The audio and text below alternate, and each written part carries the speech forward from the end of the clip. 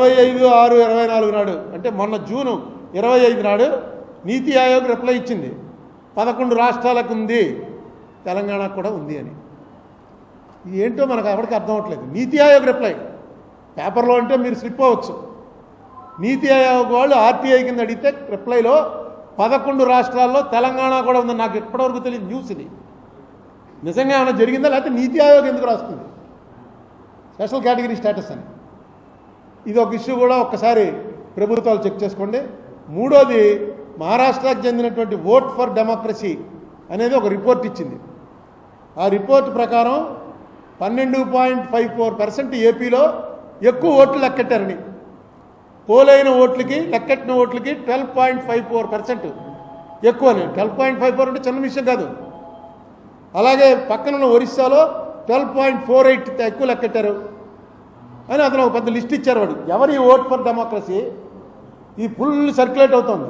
ఇది అబద్ధం అయితే వెంటనే దాన్ని బ్యాన్ చేయాలి, వెంటనే చర్య తీసుకోవాలి. ఆంధ్రాలో 12.54 ఎక్కువ పెట్టారని చెప్పి అంటుంటే చంద్రబాబు నాయుడు గారు ఇందులో ఎక్స్పర్ట్. ఎందుకంటే ఫస్ట్ ఆయన ఈవీఎంలు తప్పు అని చెప్పింది ఆయనే.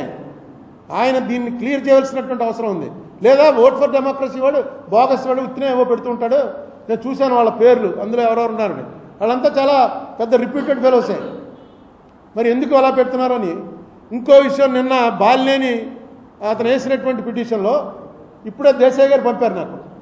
దేశాయ్ గారు పంపిన దాని ప్రకారం చీఫ్ ఎలక్టోరల్ ఆఫీస్ మీనా గారు 26/6/2024 నాడు ఒకటి ఇచ్చారు. అది అందరికీ కూడా తిరుగుతోంది, మీకు కావాలంటే పెడతాను నేను.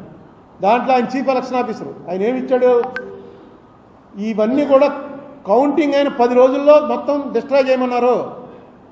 అప్పుడే 20 రోజులు అయింది, 26వ తారీఖున ఇచ్చాడు ఆయన. అప్పుడే 20 రోజులు అయింది, ఇంకా ఎందుకు డిస్ట్రాయ్ చేయలేదు, వెంటనే అన్నీ డిస్ట్రాయ్ చేయండి అని చెప్పి ఆయన ఇచ్చాడు. అది పంపిస్తే అది చూసి నేను ఆశ్చర్యపోయి దేశాయ్ గారిని అడిగాను, ఇదేంటండి బాబు అని. వెంటనే దేశాయ్ గారు యాక్ట్ తీసి పంపించాడు. Section 81 of the representatives of people act. ఇప్పుడు అదే ఇక్కడ వచ్చి కూర్చుని రాసుకున్నది ఆయన ఇందులో పంపించాడు వాట్సాప్లో. దాని ప్రకారం 45 రోజుల వరకు అది సురక్షితంగా పెట్టుంచాలి.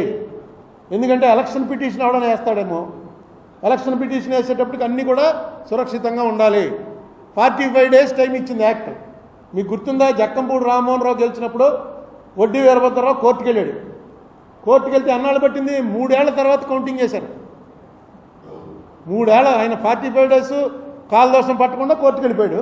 కానీ యాక్చువల్గా అది వాయిదాలు పడి 3 ఏళ్ల తర్వాత కౌంటింగ్ చేశారు. చేస్తే 650-700 ఓట్లతో నెగ్గాడరా రామ్మోహన్ రావు అనుకున్నది 200-250 ఓట్లు కాదు, తప్పు, ఇతను నెగ్గింది 340 ఓట్లతోటి అని వచ్చింది జడ్జిమెంట్. ఇక అసలు మీరు 10 రోజుల్లో మొత్తం డిస్ట్రాయ్ చేసేయండి అని అంటే ఇంక ఎలక్షన్ పిటిషన్ ఏమి వేస్తాడు? అసలు డిస్ట్రాయ్ చేసేటువంటి కంప్యూటర్లు ఆన్లైన్వి.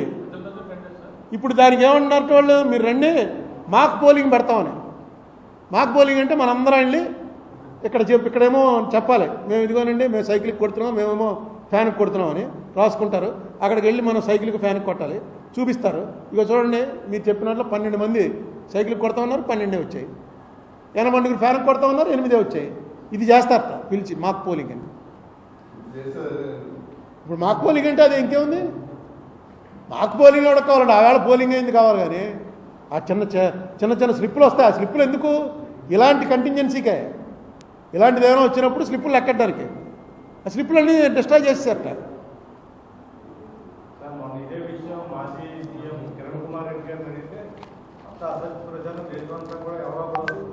అదే ఇదంతా అసత్య ప్రచారం అని చెప్పవలసింది ఎవరంటే, దీని మీద ఎక్స్పర్టీజ్ ఉన్నటువంటి చంద్రబాబు నాయుడు గారి కెపాసిటీ ఉంది.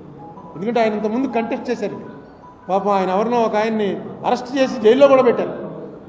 ఒక ఈవీఎం మిషన్ సంపాదించాడు ఆయన, పేరు ఇది తప్పుడు ఆర్గనైజేషన్. ఇలాంటివి అన్నాక అపోహలు రేకెత్తించి ప్రజల్లో నోటుకొచ్చినట్టు చేస్తున్నారని అది చెప్పండి. అలాగే ఇది క్లియర్గా రిప్రజెంటేషన్ యాక్ట్ ప్రకారం 45 రోజులు ఉంచాలంటే 26వ తారీఖు అంటే నెల కూడా అవ్వకుండా 10 రోజులు కౌంటింగ్ అయిన 10వ రోజే. 26 అంటే 20 రోజులు, కౌంటింగ్ అయిన 20 రోజులకి మీనా గారు ఆర్డర్ అలా ఇచ్చాడు. యాక్ట్ ఏమన్నా మారిందా? ఇది చెప్పవలసినటువంటి అవసరం ఉంది. ఎందుకంటే దీని మీద చాలా చర్చ జరుగుతుంది. ఇది స్పెషల్ కేటగిరీ స్టేటస్ 5 మండలాలు. నేను చంద్రబాబు నాయుడు గారి ప్రభుత్వం ఎలా జరుగుతుంది ఇవన్నీ కూడా కొన్నాళ్ళు టైం ఇచ్చి దీనికి ఎందుకంటే ఇంకా ఇనీషియల్ స్టేజ్లో ఉంది, ఏదో రెక్టిఫై చేయడానికి ప్రయత్నాలు చేస్తున్నారు. కొన్నాళ్ళు టైం ఇచ్చి వీటి మీద మాట్లాడతాను. మెయిన్ మార్గదర్శి ఇష్యూలో వాళ్ళకి చేసిన రిక్వెస్ట్ చంద్రబాబు నాయుడు గారికి, రేవంత్ రెడ్డి గారికి రిక్వెస్ట్, అది కొంచెం ఆయనకి వాళ్ళకి అందేలా చేయండి.